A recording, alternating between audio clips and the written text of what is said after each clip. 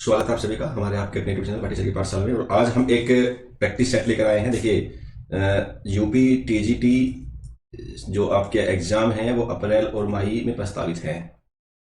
ठीक है, तो उसी को देखते हुए हम जो है एक टीजीटी की प्रैक्टिस सेट सीरीज लेके आए हैं एंड आई होप दैट कि आप सभी को पसंद आएगी। तो शुरू करते हैं। जो पहला क्वेश्चन इसमें कहा गया है कि 1/म्यू नॉट एप्सिलॉन नॉट की विमा क्या होगी। यहाँ म्यू नॉट जो है आपका वैक्यूम की प्रागम्यता है, यानी प्रोबेबिलिटी होती है, एंड एप्सिलॉन नॉट क्या है, तो विद्युतशीलता होती है। तो इसकी क्या होगी, देखिए हम सभी जानते हैं सी बराबर जो होता है 1/√म्यू नॉट एप्सिलॉन नॉट होता है। डायमेंशन निकालनी इस टाइप क्वेश्चन आते हैं, काफी इंपॉर्टेंट क्वेश्चन है ये और कई बार आया हुआ भी है। ठीक है, तो जब भी इसकी डायमेंशन निकालनी है तो हमें सी क्या होता है, स्पीड ऑफ लाइट। तो इसकी क्या होती है, इसकी होती है LT-1। ठीक है, और हमें निकालनी है किसकी, म्यू नॉट एप्सिलॉन नॉट इसकी। थोड़ा सा इसको फोन पे ठीक है, तो देखिए होगा क्या, इसको हम उल्ट करेंगे, एक बार दोनों तरफ स्क्वायर कर दें। अगर दोनों तरफ स्क्वायर कर देंगे हम तो क्या होगा, स्क्वायर करने पे इधर स्क्वायर हो जाएगा, इधर स्क्वायर हो जाएगा, तो क्या बनेगा, ये L2 T⁻⁻2 बन जाएगा। First option is the right option. ठीक है, चलिए सेकंड क्वेश्चन में कहा गया है भौतिक राशि जिनका मानक समान है। मानक मतलब जिनकी मात्रक समान हो, डायमेंशन समान हो। तो दाब और आयतन तो बिल्कुल नहीं होंगे, बल और कार्य भी नहीं होंगे। दाब और प्रतिबल यस। प्रेशर का फॉर्मूला होता है F/A।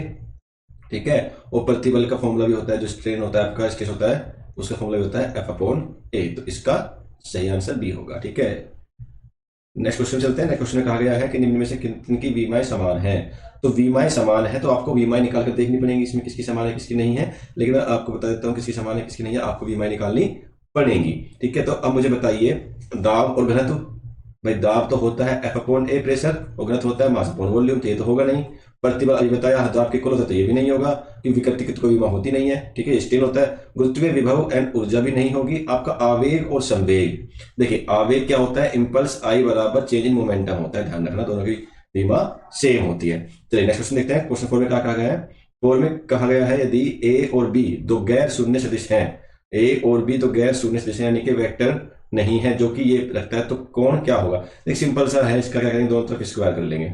स्क्वायर करके सोल्व करेंगे तो A² + B² + 2AB cos theta, क्योंकि हमें यहाँ पे जो A.B है अदिश गुणनफल लगाना है। ठीक है, इज इक्वल टू में इधर आएगा A² + B² - 2AB cos theta. ठीक है, तो A से और B से इधर वाले A और B कट जाएंगे तो क्या बचेगा, तो ये इधर पहुंच जाएगा। तो 4AB cos थीटा बराबर 0। तो 0 किस में आती है वैल्यू, cos 90 की वैल्यू 0 होती है, तो 90 इज द राइट आंसर। ये आपने ध्यान रखना है। ठीक है, चलिए नेक्स्ट क्वेश्चन चलते हैं। नेक्स्ट में कहा गया है आपसे कि यदि दो वेक्टर ए और बी एक ही तल में स्थित हों, एक अन्य वेक्टर है सी जो तल के बाहर है, अब इन तीनों का वेक्टर परिणामी क्या होगा, वेक्टर रिजल्टेंट क्या होगा, यानी कि ए प्लस बी प्लस सी क्या हो सकता है, शून्य नहीं हो सकता, ए माइनस बी के तल में होगा, शून्य हो सकता है, ए प्लस बी के तल में होगा। तो आपको ये ध्यान रखना है इसके अंदर कि अगर ये एक ए और बी एक ही तल में है तो कभी भी शून्य नहीं हो सकते, तीनों का सम शून्य नहीं हो सकता। चलिए क्वेश्चन नंबर 6 में कहा गया दो एकांक वेक्टरों का योग एकांक वेक्टर होने पर उनके उत्तर का परिमाण क्या होगा। देखिए भाई, उत्तर का परिमाण पूछा है, योग एकांक वेक्टर ही है। देखो योग भी उसका एकांक वेक्टर, तो आप ऐसे माने चले कि एक बार हमने आई मान लिया प्लस आई मान लिया, तो इनका अगर रिजल्टेंट निकालें तो हमारा रिजल्टेंट जो आता है बनके वो आता है आपका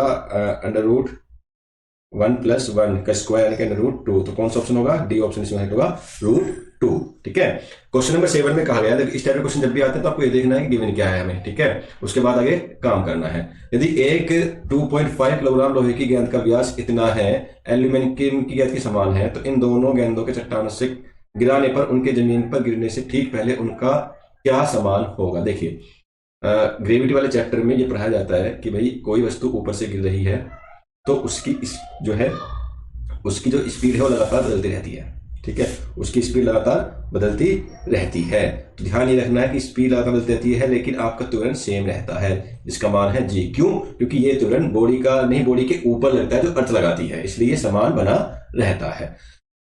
ठीक है, क्वेश्चन नंबर 8 में कहा गया है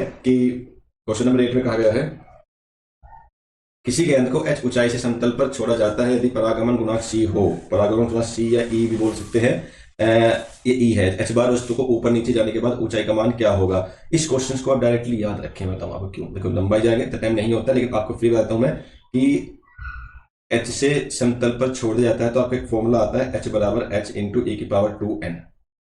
ठीक है। तो ये आपकी हाइट होती है, जब बार बार आपका ऐसे उठ के ऊपर नीचे जाता है तो ये रिजल्टेंट बन के आता है h बराबर h⁻²n। ये कराया हुआ क्वेश्चन है, आप जाके वीडियो में वॉच कर सकते हैं। तो इसका ऑप्शन है सी। ठीक है। 1 किलोग्राम बाहर होता है, very very important question, 1 kilogram बाहर बराबर किसके होता है? देखिए कई बच्चे क्या करेंगे, 98 न्यूटन लगाएंगे, 9.8 है, 90 980 है और 1 न्यूटन आपका इसके अंदर है। तो आपको ये ध्यान रखना है कि 1 kg की बात करी है, वेट होता है हमारा mg, मास हमारा 1 किलोग्राम और जी की वैल्यू 9.8 होगी। अगर जी की वैल्यू नहीं गिवन है तो आप 10 नहीं लेना है, 9.8 लेना है, ये ध्यान रखना है। तो 9.8 न्यूटन इसका सही आंसर हो जाएगा। ठीक है। तो यहां तक क्वेश्चन में आ रहे होंगे साथ के आपके, आगे चलते हैं। वेट सेकेंड, चलिए ये क्वेश्चन देखते हैं। अच्छा क्वेश्चन है, एक व्यक्ति अपनी कार से समतल सड़क पर सफर कर रहा है। ठीक है। एक व्यक्ति है अपनी कार से समतल सड़क पर सफर कर रहा है। तो सफर करने में क्या हुआ, वह क्षैतिज से 30 डिग्री का कोण पर जाने वाले हवाई जहाज को देखता है। 110 किलोमीटर प्रति घंटा वेग से चलाते हुए जहाज को सीधे नीचे रहता है, तब हवाई जहाज का वेग क्या होगा? देखिए भैया, यहाँ खड़ा है, इस डायरेक्शन में देख रहा है, यहाँ से कोई एरोप्लेन आ रहा है, ये एंगल 30 है। तो यहाँ पे आपके दो फैक्टर काम करेंगे, एक हॉरिजॉन्टल फैक्टर जिसका नाम होता है v cos थीटा, और ये आपकी वेलोसिटी होगी। तो v जो आपको दे रखा है वो कितना दे रखा है, वो आपको 110 गिवन है, 110 गिवन है। तो आप जो है v नोट निकालना चाह रहे हैं, cos 30 की वैल्यू, cos 30 की वैल्यू होती है √3/2। तो इसे आप सोल्व कर सकते हैं, और सोल्व करके क्या आएगा, 220 अपॉन में √2, इसका जो है वैल्यू ऑफ √3 वैल्यू निकालेंगे काट के तो 127 किलोमीटर पर आवर आपकी आएगी। ठीक है। तो कभी भी अगर क्षैतिज दिशा में से कंपोनेंट पूछता है तो आपको वो साथ में वेलोसिटी का रिजल्टेंट ले लेना है। चलिए नेक्स्ट क्वेश्चन, क्वेश्चन नंबर 11 में ये कहा गया है कि एक गेंद लिफ्ट ए के साथ नीचे की तरफ जा रही है। एक लिफ्ट है, तुरंत ए के साथ ये लिफ्ट है, कोई लिफ्ट नीचे आ रही है, ए इसका एक्सेलरेशन है। एक व्यक्ति लिफ्ट में एक गेंद को गिराता है, एक व्यक्ति लिफ्ट में को खड़ा है, यहाँ से गेंद को गिराता है। गेंद का तुरंत लिफ्ट के साथ स्थित व्यक्ति, लिफ्ट में स्थित व्यक्ति को और जमीन पर खड़े दो व्यक्ति खड़े हैं, एक व्यक्ति यहाँ खड़ा हुआ, एक व्यक्ति यहाँ खड़ा हुआ है। ठीक है। तो इसके ऊपर कैसे कैसे जो है तुरंत हमें दिखेगा। देखिए जो नीचे खड़ा है, सीधी सी बात है, वो नीचे आ रहा है तो g-a दिखेगा, कमी होगी। लिफ्ट में ही स्थित व्यक्ति खड़ा है तो उसको तो ये दिखेगा, जी के सेम जैसे चल रहा है दिखेगा। ठीक है। तो इसका ऑप्शन जो होगा ऑप्शन रहेगा आंसर। एक गतिमान पिंड समय के वर्ग के अनुक्रमानुपाती में दूरियां तय कर रहा है, पिंड का त्वरण क्या होगा? क्वेश्चन को समझेंगे। गतिमान पिंड समय के वर्ग के अनुक्रमानुपाती की दूरियां ऐसी होती है, समय के वर्ग के अनुक्रमानुपाती इस टाइप से होगा। तो पिंड का त्वरण क्या होता है? अब मुझे बताओ, ds/dt निकालेंगे एक बार तो वेलोसिटी निकलेगी 2t, दोबारा निकालोगे तो दोबारा क्या होता है, d²s/dt², तो क्या आ जाएगा 2। तो क्या बन रहा है इसके अंदर, तो 2 हमारा फिक्स हो जाएगा एक्सीलरेशन, तो हमारा 2 जो है नियत हो जाएगा, एक जगह चलता रहेगा, 2 2 2 2 2 ही आ रहा है। ठीक है। चलिए आगे, चाल समय के ग्राफ का ढाल बताता है। भाई चाल समय ग्राफ का ढाल जब भी बताएगा तो आपको क्या बताएगा, हमेशा त्वरण को बताएगा। ठीक है। 14 क्वेश्चन में क्या कहा गया है कि ये अच्छा क्वेश्चन है 14 वाला, एक कण की गतिज ऊर्जा और संवेग के संख्यात्मक मान समान है। तो काइनेटिक एनर्जी और ये बराबर है, तो कण की गतिज ऊर्जा क्या होगी? तो गतिज ऊर्जा में तो ऑप्शन नहीं दे रखा है, तो ये होता है कि मीटर पर सेकंड, तो ये यहाँ पे स्पीड वेलोसिटी पूछ रहा होगा। ठीक है। मिसप्रिंटिंग हो रही है इसकी, तो बताइए भाई। तो देखिए काइनेटिक एनर्जी का फॉर्मूला जो होता है p²/2m होता है। ठीक है। और काइनेटिक एनर्जी और मोमेंटम सेम दे रखे हैं, तो वैल्यू रखेंगे यहाँ पे क्या, एक सेकेंड, तो वैल्यू रखेंगे यहाँ पे क्या कि p बराबर p²/2m। अब यहाँ से सोल्व कर लेंगे, सोल्व करने के बाद क्या आएगा, सोल्व करते हैं वैसे आता है, ये आता है आपका ऐसे p बराबर p²/2m, और एक p से एक p खत्म हुआ तो यहाँ से जो 2m पहुंच जाएगा, और p क्या होता है m इंटू v, m से m खत्म हो जाएगा, तो v क्या बनेगा 2 मीटर पर सेकेंड। तो इसका ऑप्शन क्या होगा, इसका ऑप्शन होगा b, 2 मीटर पर सेकेंड। ठीक है। क्वेश्चन 15 में कहा गया है कि किसी रेखीय संवेग p और अपने मूल बिंदु r दूरी पर स्थित किसी कण का कोणीय संवेग क्या हो? कोणीय संवेग आपका एक सीधा फॉर्मूला है, याद रखेंगे, r क्रॉस p। बहुत सिंपल क्वेश्चन। ठीक है। चलिए क्वेश्चन नंबर 16 में क्या कहा गया है, क्वेश्चन 16 में कहा गया है यदि किसी पिंड को 4 मीटर पर सेकंड के वेग से ऊपर की तरफ फेंका जाए तो कितनी ऊंचाई पर गतिज ऊर्जा आरंभिक मूल्य की आधी से कम हो जाएगी। ठीक है। बहुत अच्छा क्वेश्चन, देखो कैसे करते हैं, एक मिनट अभी कर लेते हैं।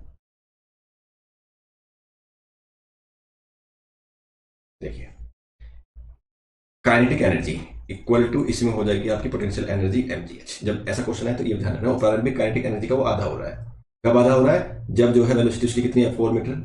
तो काइनेटिक एनर्जी का फॉर्मूला क्या होता है, 1/2 एम वी की वैल्यू दे रखी है उन्होंने 4 square is equal to M G H. Height निकालनी है तो ये फॉर्मूला रखना पड़ेगा, एम से खत्म हो जाएगा।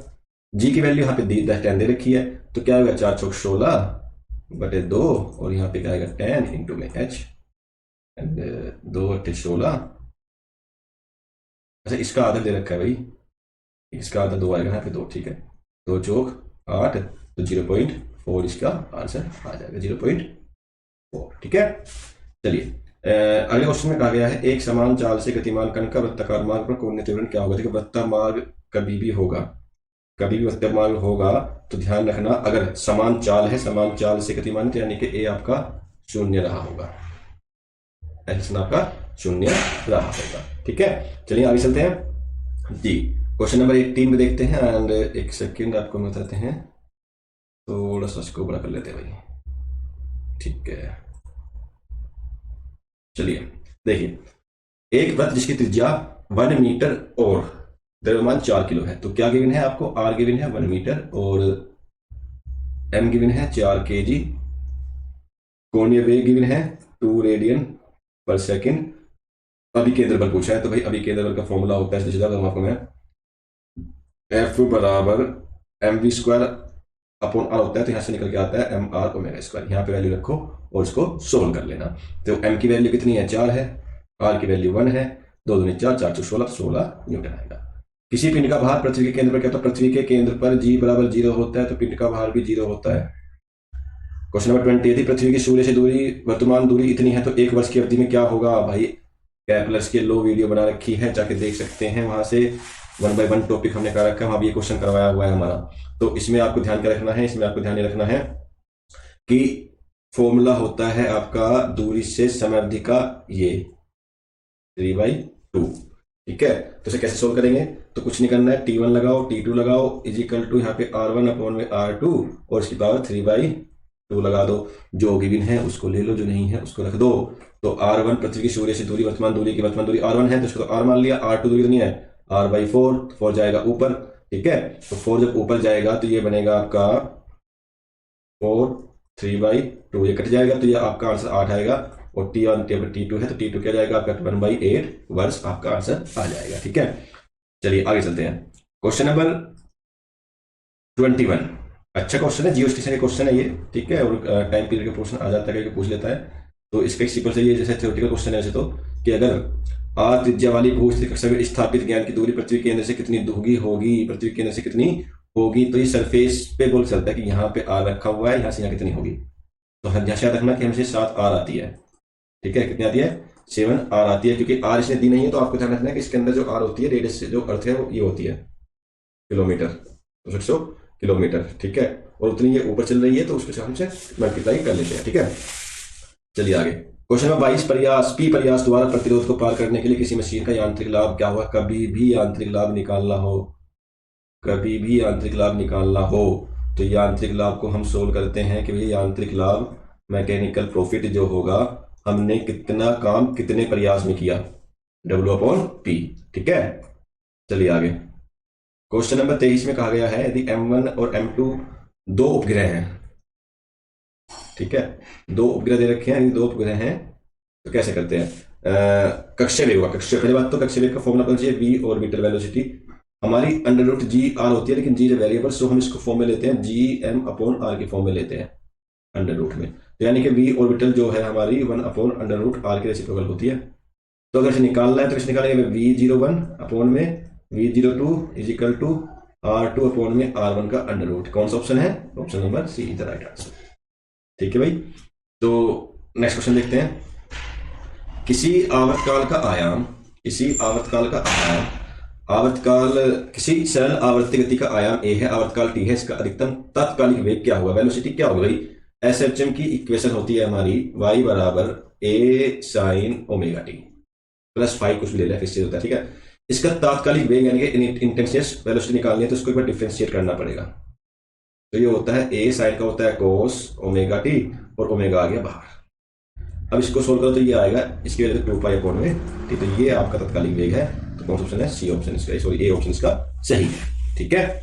चले आगे, तो अगर वीडियो आपको पसंद आ रही है तो चैनल को like and share and subscribe जरूर कर दें, हमारी आपसे ये विनती है, ठीक है। तो क्वेश्चन नंबर नेक्स्ट में कहा गया है, जो आपका 25 है, 25 में कहा गया है कि यदि कोई वस्तु गतिमान है तो तब उसका जड़त्व निर्भर करेगा।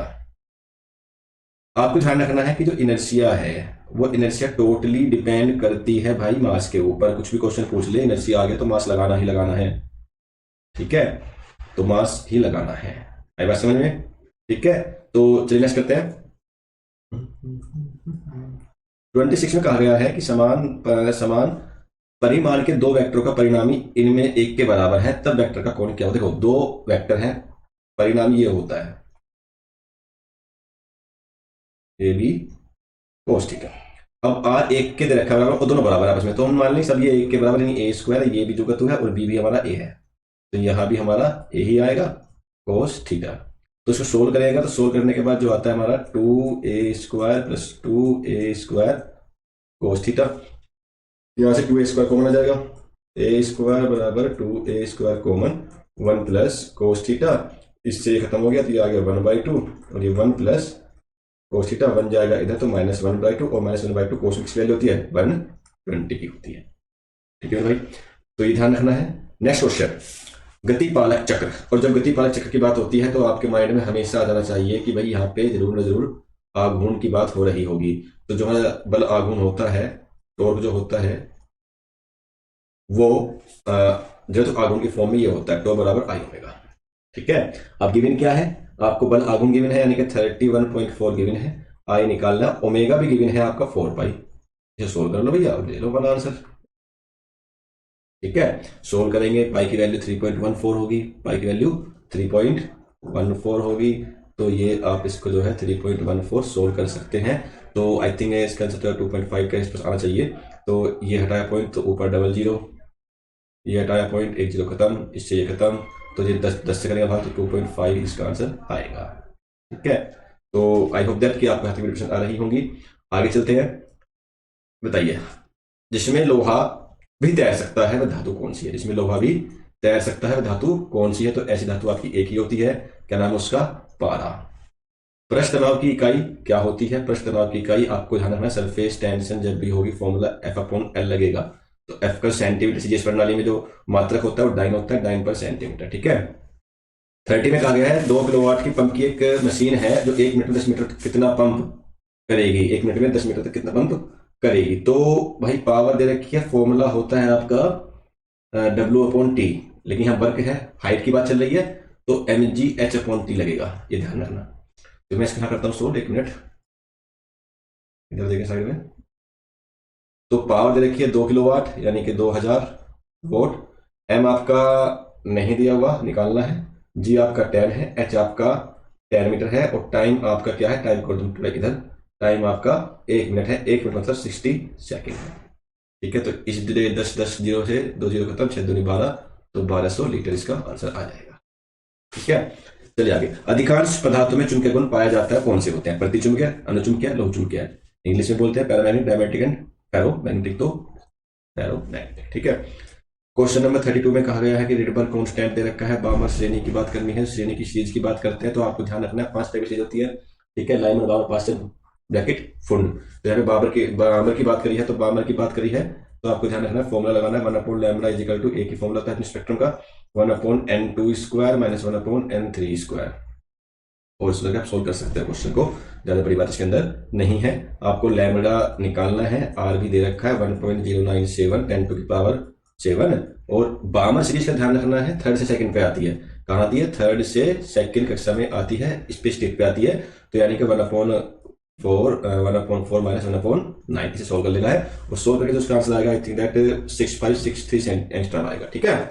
चलिए आगे, लेंज का नियम परिणाम है, लेंज का जो नियम है वो किसका परिणाम है, तो लेंज का नियम हमेशा ऊर्जा संरक्षण के नियम पर काम करता है, एनर्जी कंजर्वेशन पर काम करता है। क्वेश्चन 34 में कहा गया है कि जब पीएन जंक्शन डायोड के मामले में उत्क्रम अभिनीत यानी कि फॉरवर्ड बायसिंग रखा जाता है तो धारा तेजी से बढ़ती है। देखो इस टाइप से ग्राफ आता है इसका, ये ऐसे चलता है, तो आपको देखो ये फॉरवर्ड बायसिंग में कुछ नहीं एकदम से खतरनाक उठ जाएगा। तो यहाँ पे जो वोल्टेज होती है कौन सी होती है, इसे बोलते हैं कट ऑफ वोल्टेज, ठीक है।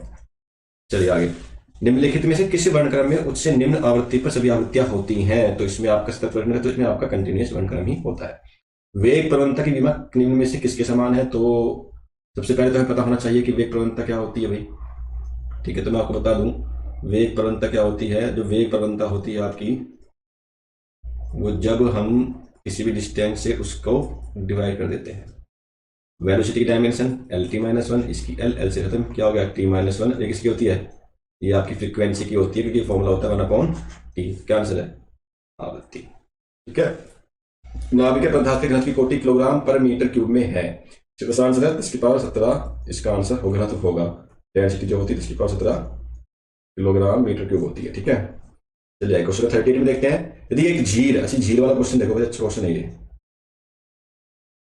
एक मिनट, क्वेश्चन नंबर आपका है ये 38।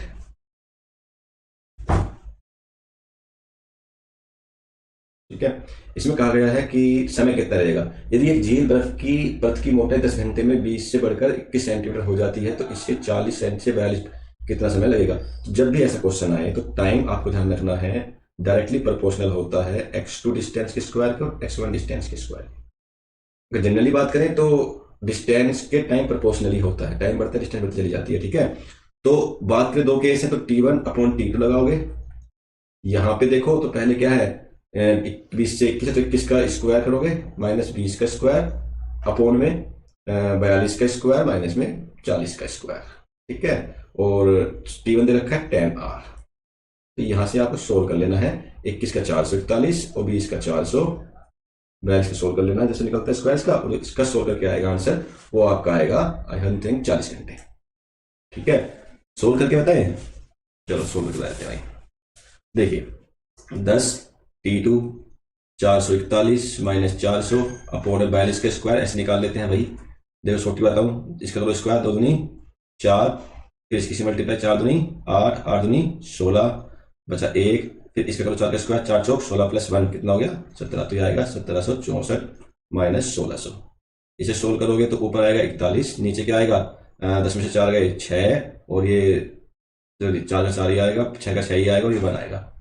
ठीक है, इसको कर दो इधर से मल्टीप्लाई, तो 10 अपोन में टी, तो ये लगभग क्या आएगा? 164 अपोन में 41 इंटू में टी। इसके चलाओ 4 से 4 इंटू 10 1040, इसके आज इसका आंसर होगा। ठीक है, चलिए आगे देखते हैं नेक्स्ट क्वेश्चन क्या कहता है।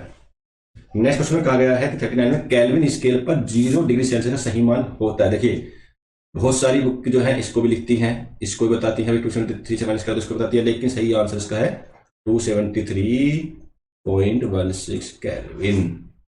ठीक है भैया, तो ये आपको ध्यान रखना है। एक क्वेश्चन बचा है इसका 40 वाला, इसमें देख लेते हैं। इसमें कहा गया है जब एक कॉपर बॉल को गर्म किया जाए, कभी भी किसी चीज को गर्म किया जाएगा तो सबसे अधिक जो वृद्धि होगी उसके आयतन में ही होगी। बेसिक सा एक क्वेश्चन है, ध्यान रखना। तो इसका जो ऑप्शन होगा वो बेसिक सा आयतन। ठीक है, चलिए आगे चलते हैं। तो 41 में क्या कहा गया? 41 में वीन्स का लॉ सभी ने पढ़ा है। वीन्स का लॉ जो होता है ये होता है आपका लैम्डा एम टी बराबर कांस्टेंट बी, इसकी वजह 3.21 होती है। ठीक है, तो अब बताओ अधिकतम तरंग दैर्ध्य परम ताप पे होता है तो व्युत्क्रमानुपाती होता है तरंग दैर्ध्य। भाई ये नीचे पूछेगा तो लैम्डा एम ऐसे आएगा, तो क्या है? उल्टा होता है। ठीक है, क्वेश्चन नंबर 42 में क्या कहा गया है? एक आदर्श कार्नोट इंजन की दक्षता 40% है। 40% दक्षता लगाई आपने, फॉर्मूला होता है eta equal to 1 minus T2 upon में T1। ठीक है, तो 1 500 केल्विन से उष्मा प्राप्त करता है, तो यानी कि 500 केल्विन यहाँ पे उष्मा प्राप्त करता है 500 केल्विन से, तो प्राप्त करता है तो यानी कि सिंक से करता है, यानी कि T2 निकालना है, T1 है 500। इसे करो सोल्व, तो 40/100 is equal to 1 minus T2 upon में 500। सोल्व करोगे यहाँ से 2 दूनी 4, 2 पंजे 10, तो ये 2/5 is equal to 1 minus T2 upon में 500। इसको इधर ला दो, इसको इधर, तो T2 500 इजिकल टू 1 माइनस 2/5, तो ये आएगा 3/5, 5 से कटा 1 बार। तो जहां पे T2 की वैल्यू है वो आपकी आ रही है 300 केल्विन।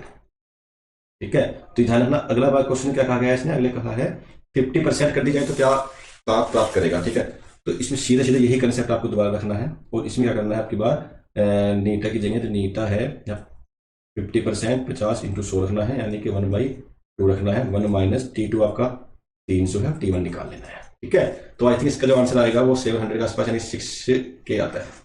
सीधे सीधे क्वेश्चन है, 40% 50% दे रखा है, 500K देखा है, तो आंसर जो है इसका 600 ही आता है। 10% का होती हुई है, 100 कैलोरी वहां बढ़ जाएगा। ठीक है, चलिए तो नेक्स्ट क्वेश्चन करते हैं 43 क्वेश्चन। 43 में कहा गया है कि अनुप्रस्थ तरंगों की एक किरण का कंपन उसके गति की दिशा के लंबवत सभी दिशाओं में होता है तो वह होती है, तो वह आपकी नॉन पोलराइजेशन के अध्रुवीकृत होती है। Question 44 very very important question है। जब भी इसका इलेक्ट्रॉन का वेग क्या होता है, इसका द्रव्यमान, इसके विराम द्रव्यमान, यदि विराम द्रव्यमान की बात आती है तो आपको मास ऑफ रिलेटिविटी थ्योरी लगानी है बिना देखे। ये होता है फॉर्मूला। एम दे रखा है 10 गुना किसका, विराम का। ये कर लेना सोल्व इसको आपने। ठीक है, ऐसे आपको वी निकाल लेना है। क्या निकाल लेना है? वी निकाल लेना है। उसके जो आई थिंक इसका जो आंसर आएगा वो आपका 2.98 तक आएगा। ठीक है, तो ये ध्यान रखना है आपने। ठीक है, तो ए आएगा इसका आंसर। चलिए अगले उसमें कहा गया है एक पतले लेंस में दिगुबिंदु दिशा बिंदु की कुल संख्या, पतला लेंस है तो 0 3 2 6 2 होती है, मोटा लेंस है तो 6 होती है। ये मोटे के लिए है। ठीक है, 46 को कैसे सोल्व करना है भाई? 46 को देखो क्या कहा गया है कि एक उत्तल लेंस है, ये उत्तल लेंस बना दिया हमने। ये पीछे, इसमें बीच में क्या प्रिंसिपल एक्सिस है, वस्तु और उसके बीच वस्तु दूरी देखो, यहां से और यहां एक इमेज बनेगी इसकी, कुछ इस टाइप से बनती है। ठीक है, तो ये मान लो कि ये आपकी जो है एक्स है और ये पूरी आपकी डी मान ली मैंने, तो ये डी माइनस एक्स बचेगी, तो आपको डी निकालना है। क्वेश्चन फॉर्मूला एक ही है, lens formula 1/f equal to 1/v minus 1/u। यहाँ वैल्यू पुट करना, सोल्व करना, इसका आंसर 4f के आसपास आ जाएगा। ठीक है, तो क्वेश्चन नंबर 47 में कहा गया है यदि पारदर्शी पदार्थ की समतल प्लेट के ऊपर प्रकाश ध्रुवन कोण पर आपतित और परावर्तित और अपवर्तित किरणें, देखिए स्नेल का लो है, बहुत सबका लो है कि सब जो है एक दूसरे के परस्पर लंबवत होती है। ध्वनि तरंगों में नहीं होता है, ध्वनि तरंगों में परावर्तन भी होता है, वर्तन भी होता है, व्यतिकरण ध्रुवन में नहीं होता। मीटर सेतु की बात करें, यदि 1 मीटर सेतु बाई के बाई और रिक्त जगह पर ये लगा हुआ है तो मीटर सेतु की बात करते ही आपको ये लाना चाहिए L × 100 माइनस L। ठीक है, तो ये 5/15 हो जाएगा और ये L है और ये 100 माइनस L, तो ये आपको सोल्व करना है, इसका आंसर आ जाएगा। ठीक है, तो कर लेना इसको। तो आज